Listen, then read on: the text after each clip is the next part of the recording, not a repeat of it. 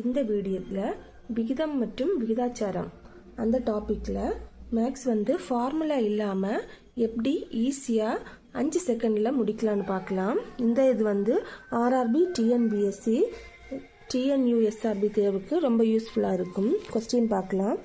A/B is equal to 6:7 எனவும் B/C is equal to 8:9 எனவும் இருப்பின் A/C விகிதம் என்ன அப்படி கேட்டால் ஃபஸ்ட்டு A/Bக்கு மதிப்பை தனியாக எடுத்து எழுதிக்கோங்க.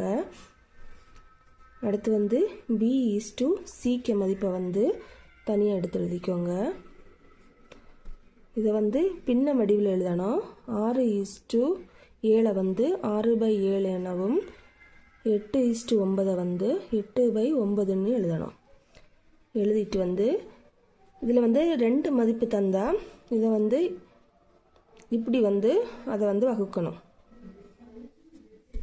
இப்போ 7 8 வகுப்படாது, 9 6 வகுப்படும். இதுக்கு 3ஆம் வாய்ப்பாடுக்கு வகுப்படும்.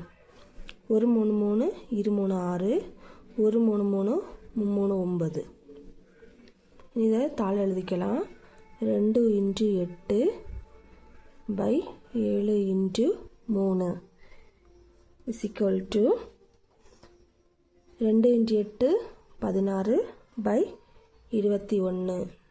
ஆன்சர் 16:21.